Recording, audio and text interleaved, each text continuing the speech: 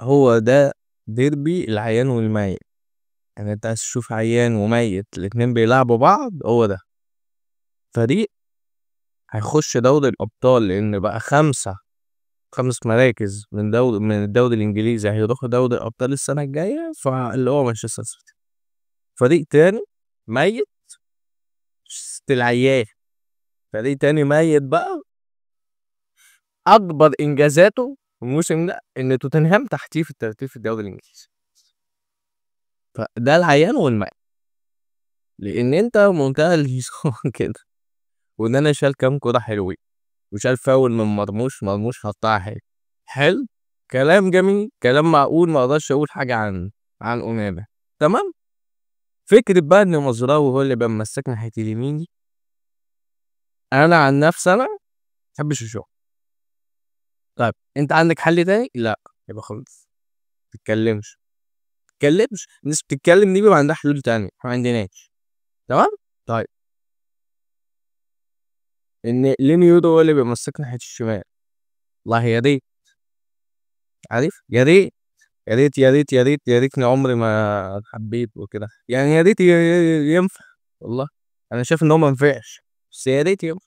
طيب ان ماجواير بقى يعني جاله هبوط في الكبوب بقى وطلعه نزل ليندروف، والله ليندروف اهو لاعب احسن منه، لان ماجواير تحس ان هو يعني ما تعرفش ايه اللي حصل، ما تعرفش جه في مره واحده كده. انا مش عايز العب، انا خايف. انا خايف مش عايز العب. ايام سيد، فقام مطلعه ونزل ليندروف. طيب نص الملعب بقى، في ظل ان الناحيه التانيه في جندوجان وكوفازيتش، الاتنين تايهين، يعني ده في حته وده في حته، كل واحد فيهم عارف بيتقابلوا في النص بقى، نتقفش هنا، بيسرحوا دفاعيا وهجوميا، مش منسجمين مع بعض خالص. فمانويل اوجارتي عندك الناحيه التانيه قدر ان هو يستغل ده ويروح يعمل تسديده والتانيه ويزيد في الهجمات، كل الكلام الجميل. طيب جرناتشو محتاج ان هو يعني بس مش عارف تعملوه ازاي، محتاج ان هو يتقرص ودنه، او يبقى خشن عن كده شويه، يبقى اجريسيف في الملعب عن كده شويه، لان هو عارف عيل طاري كده، يشوف مرموش بيخش في الالتحامات ازاي، يشيل اللي قدامه، مين بقى اسمه ايه، مولود فين، جنسيته ايه، بطولاته ايه، ما فرقش معاك الكلام ده، بيخش يكاسحب اللي قدامه على. عايزين بقى جرناتشو يبقى كده، المفروض يبقى خشن عن كده شويه. وانت في ظل ان برونو فرنانديز معلش، برونو فرنانديز عارف اللي هو ايه، انا هحارب لوحدي ولا ايه، هو ده اللي يقوله، انا هحارب لوحدي.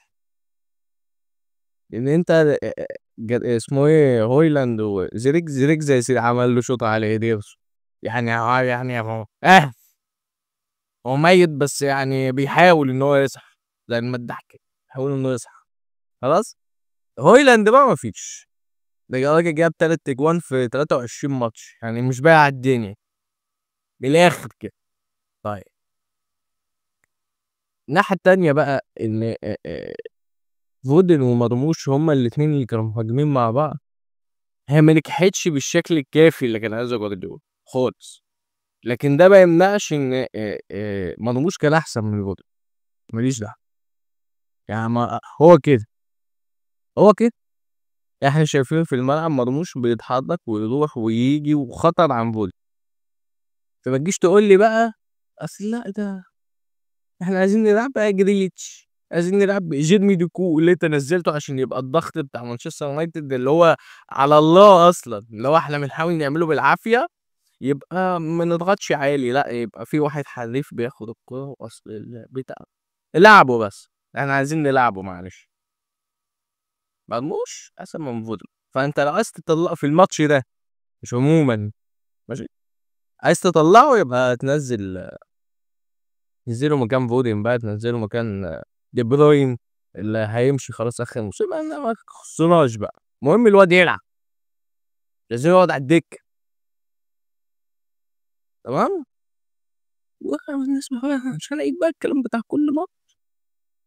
سيبك بقى من الموسم ده وفكك عشان تعرف تعيش.